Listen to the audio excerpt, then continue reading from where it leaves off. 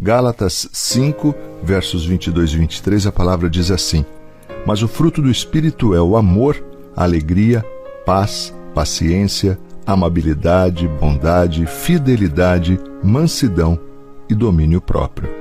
Contra essas coisas não há lei. Sabe, o verdadeiro discípulo de Jesus tem como qualidade o fruto do Espírito Santo. Ele demonstra diariamente esse fruto de forma íntegra e em todas as situações.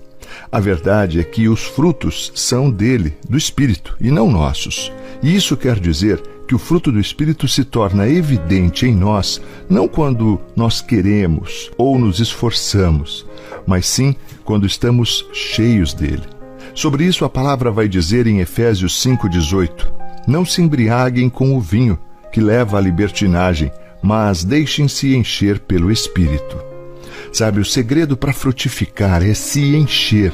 E Deus não nos convidou, não nos chamou para a impureza, mas sim para a vida de santificação. E Ele, o próprio Deus, nos deu o seu Espírito Santo para que eu e você pudéssemos viver este processo e nos tornarmos cada vez mais parecidos com Ele, a cada dia.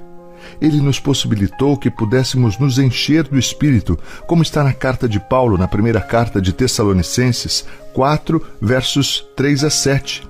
Encher-se e frutificar no Espírito não é privilégio de alguns, é um desejo de Deus e um presente dele para mim e para você. Quando estamos cheios do Espírito Santo, frutificamos e refletimos a pessoa de Jesus.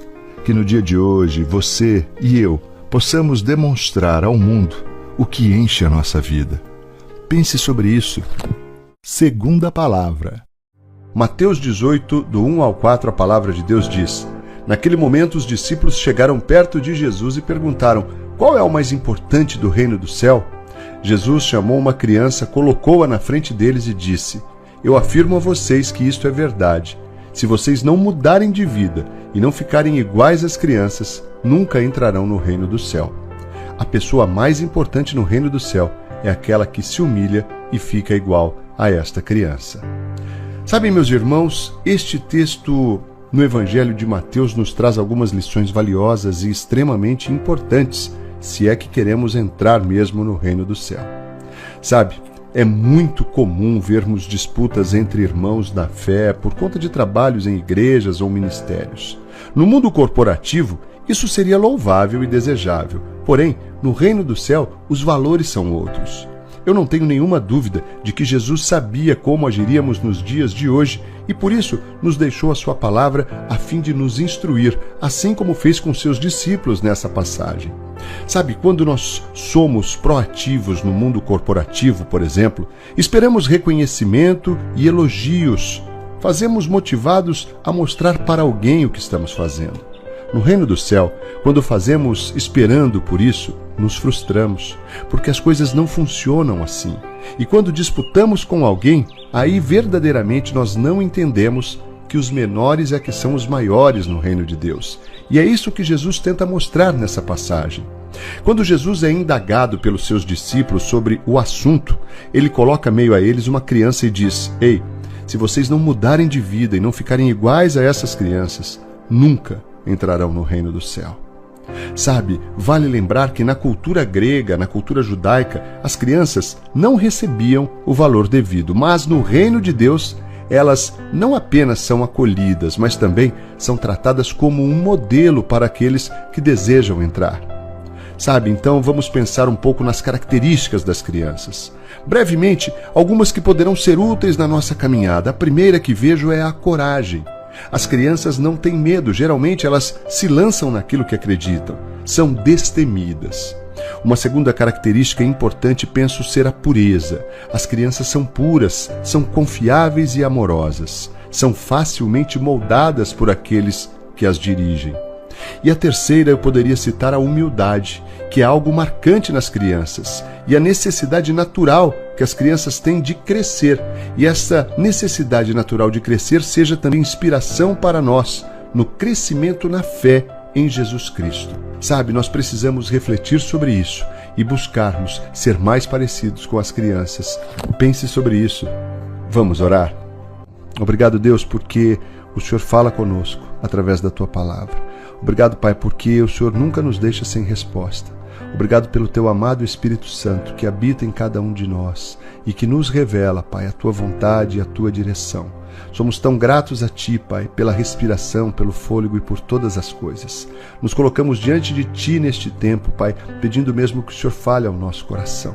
Quando ouvimos esta palavra, Pai, onde o Senhor Jesus demonstra de maneira clara como devemos agir se queremos entrar no reino do céu, precisamos ser parecidos com as crianças. Pai, ensina-nos. Traga ao nosso coração a pureza da criança, Pai. Traga ao nosso coração a humildade, Pai, que nós possamos exercitar e que isso possa ser uma verdade no nosso coração, Pai. E assim como as crianças necessitam do crescimento, que assim possamos ser também necessitados do crescimento espiritual, do crescimento na fé em Jesus Cristo. Deus, nós pedimos para que haja mesmo essa transformação no nosso caráter, Pai. Pai, muito obrigado por esta palavra que fala dos frutos do Teu Espírito. Que possamos, Pai, ter a possibilidade de experimentar, sermos cheios do Teu Espírito e da Tua presença e, consequentemente, Pai, ter em nós a geração de cada um desses atributos. Nós Te louvamos, Senhor. Te bendizemos, te agradecemos, Pai, porque o Senhor tem tido um cuidado especial com cada um de nós. Pai, que possamos refletir mais do Senhor neste dia, através de ações de amor, de alegria, de paz, de paciência, de amabilidade, de bondade, de fidelidade, de mansidão e domínio próprio, porque estes são os frutos do Teu Espírito. E assim, Pai, poderemos testificar o Senhor Jesus em nossas vidas. Ó poderoso Deus de Israel, que possamos viver na prática a manifestação dos seus frutos em nós neste dia. Pai, eu quero colocar ainda diante do Teu altar a vida, Senhor, dos enfermos que estão acamados nos hospitais, em UTIs, em enfermarias. Pai, em nome de Jesus, cura essas vidas, Pai. Libera uma unção de cura sobre todos esses hospitais, na nossa cidade, Pai, no nosso estado, no país, em toda a nação, Pai. Que o Senhor possa estar derramando mesmo uma unção de cura e que milagres aconteçam para a honra e glória do santo e bendito nome de Jesus. Ó Senhor, eu clamo ainda pelas famílias enlutadas, pois sabemos a tristeza, Pai, o vazio, a saudade que acomete esses corações. Mas, Pai, nós cremos que o Teu amado Espírito Santo pode restaurar, Pai, a esperança nestes corações e inundá-los, Pai, da Tua paz, a paz que excede todo o entendimento humano. Ó Senhor, eu oro ainda pelas viúvas, Senhor, pelos idosos nos asilos, pelas crianças nos orfanatos, os encarcerados nos presídios, que todos possam experimentar do Teu amor, do Teu cuidado e do Teu carinho. Esta é a minha oração neste tempo, Pai. Eu oro com o coração rendido e prostrado diante de Ti, Pai, no nome poderoso, santo e bendito de Jesus Cristo de Nazaré, nome que é sobre todo nome, no céu, na terra e debaixo da terra. Amém e amém. Graças a Deus.